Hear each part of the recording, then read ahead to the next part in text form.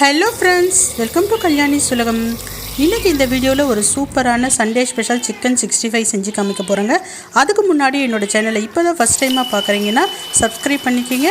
மறக்காமல் பெல் பட்டனை ப்ரெஸ் பண்ணி அதில் ஆல் ஆப்ஷனை கிளிக் பண்ணிக்கிங்க. என்னோடய வீடியோஸ்லாம் உங்களுக்கு ரொம்ப பிடிச்சிருக்குன்னா உங்கள் ஃப்ரெண்ட்ஸ் அண்ட் ஃபேமிலிக்கு ஷேர் பண்ணி எனக்கு சப்போர்ட் பண்ணுங்கள்.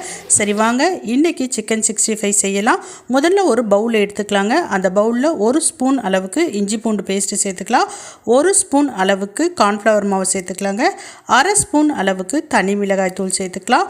2 ஸ்பூன் அளவுக்கு சிக்கன் 65 மசாலா சேர்த்துக்கலாங்க. இது கூடவே கொஞ்சமாக மஞ்சத்தூள், கொஞ்சமாக உப்பு சேர்த்துக்கலாம். உப்பு பார்த்து சேர்த்துக்குங்க, ஏன்னா சிக்கன் 65 மசாலாலேயே உப்பு இருக்குங்க. இது கூடவே கொஞ்சமாக லெமனை பிழிஞ்சு விட்டுக்குங்க.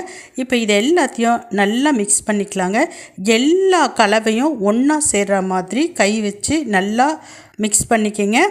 இப்போ மிக்ஸ் பண்ணியாச்சு, இது அப்படியே இருக்கட்டும்.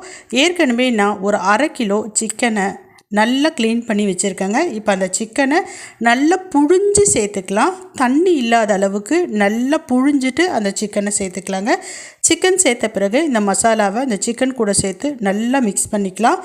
இந்த மசாலா ஃபுல்லாக இந்த சிக்கனில் ஃபுல்லாக கோட் ஆகணுங்க.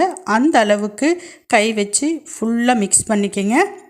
பாருங்கள், நான் வீடியோவில் காமிச்சிருக்க மாதிரி நல்லா மிக்ஸ் பண்ணிக்கோங்க.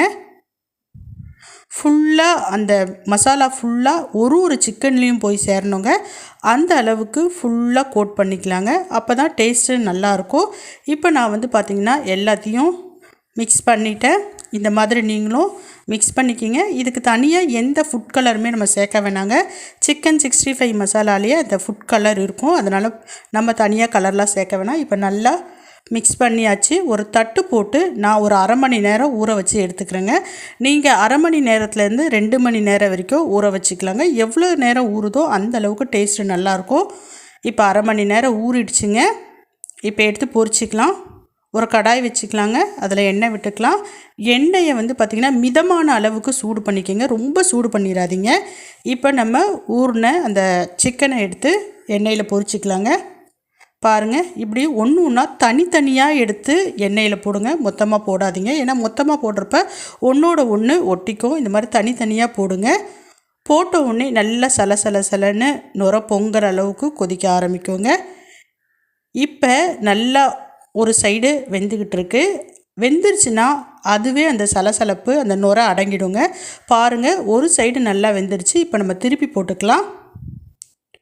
திருப்பி போட்ட பிறகு அதே மாதிரி கொஞ்சம் சலசலன்னு நுர பொங்குற மாதிரி வேக ஆரம்பிக்குங்க. இப்போ இந்த சைடும் வெந்துருச்சு, நம்ம எடுத்துக்கலாம். இப்போ நான் எடுத்துட்டேங்க. செகண்ட் பேட்ச் அதே மாதிரி போட்டுக்கலாங்க. இப்போ இந்த சிக்கன் 65 பொரிக்கிறப்ப ரொம்ப நம்ம முருகலாக பொரிச்சிடக்கூடாதுங்க. அந்த முருகல் ஸ்டேஜுக்கு முன்னாடியே நம்ம எடுத்துட்டா தான் சிக்கன் சாஃப்டாக இருக்கும், ஒரு மாதிரி ஜூஸியாக இருக்குங்க. நீங்கள் ரொம்ப அப்படியே வறுன்னு வறுத்து எடுத்துட்டிங்கன்னா நம்ம சாப்பிட்றப்ப ஒரு மாதிரி ட்ரையாக இருக்கிற மாதிரி இருக்கும்.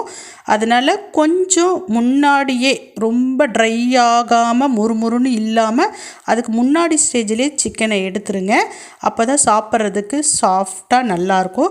இப்போ நான் செகண்ட் பேட்சையும் பொரித்து எடுத்துட்டேங்க. இப்போ இது கூடவே கொஞ்சமாக ஒரு கைப்பிடி அளவுக்கு நீங்கள் கறிவேப்பிலையை எண்ணெயில் போட்டு வறுத்து எடுத்திங்கன்னா ரொம்ப டேஸ்ட்டாக இருக்கும். இப்போ சூப்பரான ஒரு சிக்கன் 65 ரெடி ஆகிடுச்சிங்க. ரொம்ப டேஸ்ட்டாக இருக்கும். நம்ம கடையிலலாம் போய் சாப்பிடவே வேணாம், வீட்டில் இந்த மாதிரி செஞ்சு கொடுங்க. சாப்பிட்டு பார்த்து எப்படி இருக்குன்னு சொல்லுங்கள். பாய்.